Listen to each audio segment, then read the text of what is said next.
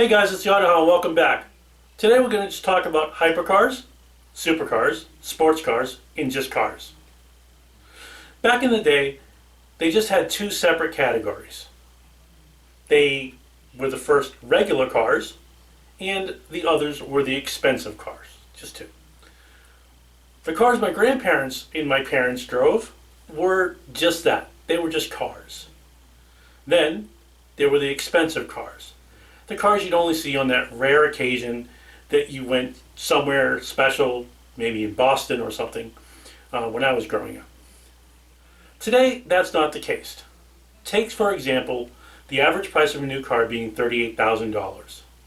Now, in 1980, that was the cost of a new Porsche 911. Now, that same Porsche 911 is over $100,000 and plus with all the extra options. It's just crazy. In the early 2000s, a new term came about and it was called supercar. Now this is from Urban Dictionary. A supercar, and I won't read it all the way, a supercar is a term used for sporty cars, typically an exotic or rare one whose performance is highly superior to their contemporaries. ... A small list were the Bugatti Veyron, the Koenigsegg CCX, the Pagani Zonda F, the Enzo Ferrari, and the Porsche Carrera GT, and also the McLaren F1. These are probably 6 of the most undisputed supercars in car history. Now, we don't only just have exotic cars, but supercars, and the newest term, hypercars. Hypercar, it's a relatively new term.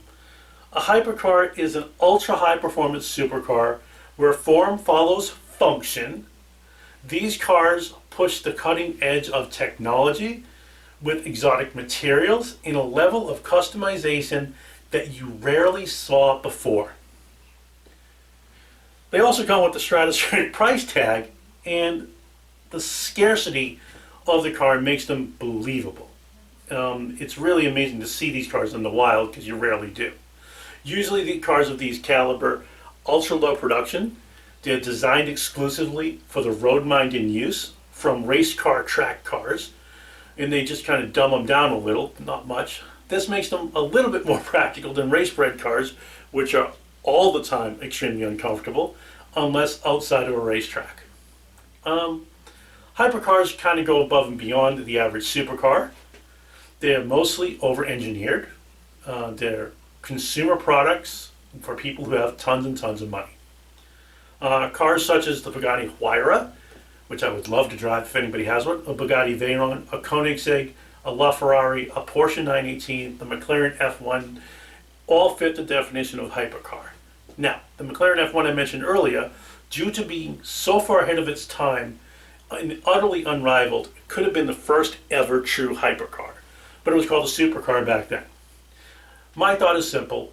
What is the next term for the next cars that we use? Clearly, we need to come up with a new superlative of what they're going to be called. The true one-offs, the true cars that no one can afford except the extremely wealthy.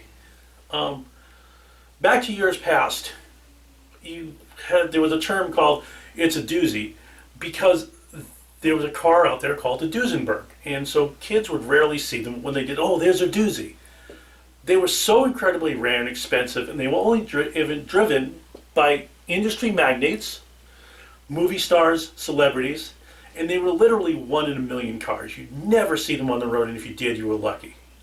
Now we have cars that cost millions of dollars, like the Pagani, the Koenigsegg, the McLarens, and the like. But years ago, Ferrari, Porsche, and Mercedes were the pinnacle of achievement, and now they just seem to be another car.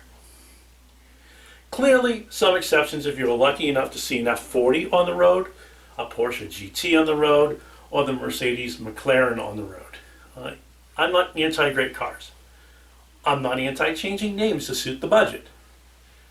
Well, if you really truly have a car that you're pushing out there and it's expensive, why are you really doing it? Why are you, the consumer, purchasing this car? Well, I know I'm not. I would like to one day, but affording $3 million for a car, even if I won the lottery, I don't think I would do it. I wouldn't feel right about it. Well, this is it from the Auto Hound. Please make sure that you like, comment, and subscribe. to beat that YouTube algorithm. I appreciate you watching. Thanks a lot. This is the Auto Hound. Have a great day.